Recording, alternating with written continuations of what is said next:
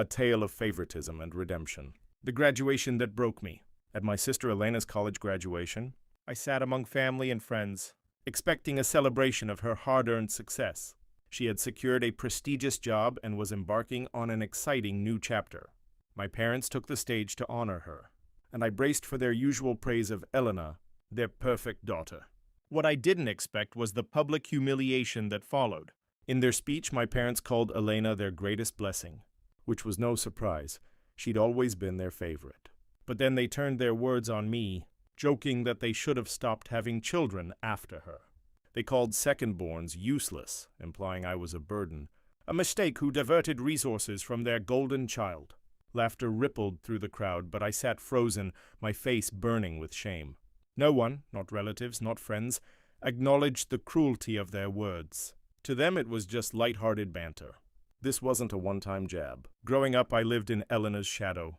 My parents celebrated her every milestone with grand gestures, while my birthdays often went unnoticed, sometimes with them away on business trips. They criticized my outspoken nature, labeling me disruptive, while Elena's quiet demeanor was praised as ideal. I tried to mold myself into their vision of a perfect daughter, but I could never be Elena. Over time, I accepted their favoritism, but hearing it aired so casually in public shattered me. As the crowd applauded Elena's graduation gift, a brand new car, I felt like an outsider in my own family. I wasn't jealous of Elena. I loved her and admired her success, but my parents' words cut deep, exposing their disregard for me to everyone we knew. That night, I reached my breaking point. For years, I'd swallowed their scorn, hoping my silence would earn their love. But I could no longer stay quiet. I confronted my parents, pouring out the pain of their favoritism and the humiliation of their speech. Their response was cold. They called me dramatic, dismissed my feelings, and claimed I hadn't earned their pride. My father even said he had nothing to be proud of in me. Elena, too, defended them, suggesting I could have earned their respect if I'd worked harder like her. Her words stung. She didn't see my efforts, my struggles, or my worth. That moment marked a turning point. I was done chasing their approval. I threw myself into my studies, determined to carve my own path. 2 years later, my hard work paid off. I earned a full scholarship to my dream college. When I shared the news, my parents and Elena were stunned, as if they'd never believed in my potential. My mother's offhand comment, that they hadn't saved for my college, anyway, only reinforced their neglect. I packed my bags, moved to my college apartment, and cut contact with them. Their messages went unanswered. I was done with their toxicity. College brought freedom and purpose. I immersed myself in studies, worked part-time at a diner, and built friendships with people who valued me.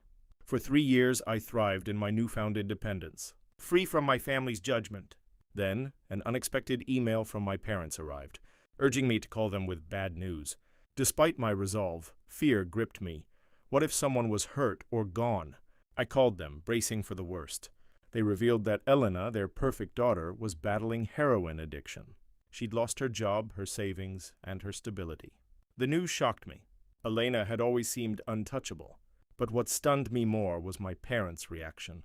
They were less concerned about her well-being and more obsessed with hiding her addiction to protect their reputation.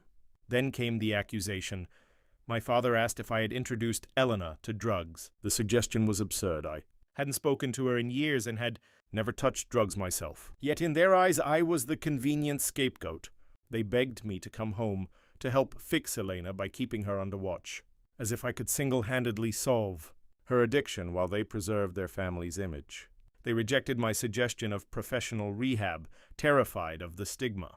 It was clear their priority was appearances, not Elena's recovery. Torn between anger and concern, I wrestled with what to do. Part of me wanted to let my parents deal with their golden child alone. Another part couldn't abandon Elena. After reflection, I texted her asking to talk. Hours later, she agreed to a call. Her voice was a shadow of the confident sister I knew, soft, heavy with shame. She confessed her addiction began after college, when the pressure to maintain her perfect image at her law firm became unbearable. Recreational drug use turned into dependency, and she hid it from everyone, trapped by our parents' expectations. Hearing her story broke my heart. While I'd been neglected, Elena had been suffocated by their pedestal. We'd both suffered under their control, just in different ways. I told her I didn't judge her and wished she'd confided in me sooner. I urged her to seek professional help, knowing I couldn't fix this alone. I haven't decided if I'll return home. My life is stable now, and reconnecting risks pulling me back into my parents' toxic orbit. Elena needs help, but she needs professionals, not me playing caretaker to appease our parents' pride. I'm still processing, but I'm grateful for the clarity this has brought. Elena and I are not rivals. We're survivors of the same flawed family. I'll keep in touch with her, but my focus remains on my own path, one I've built despite their doubts.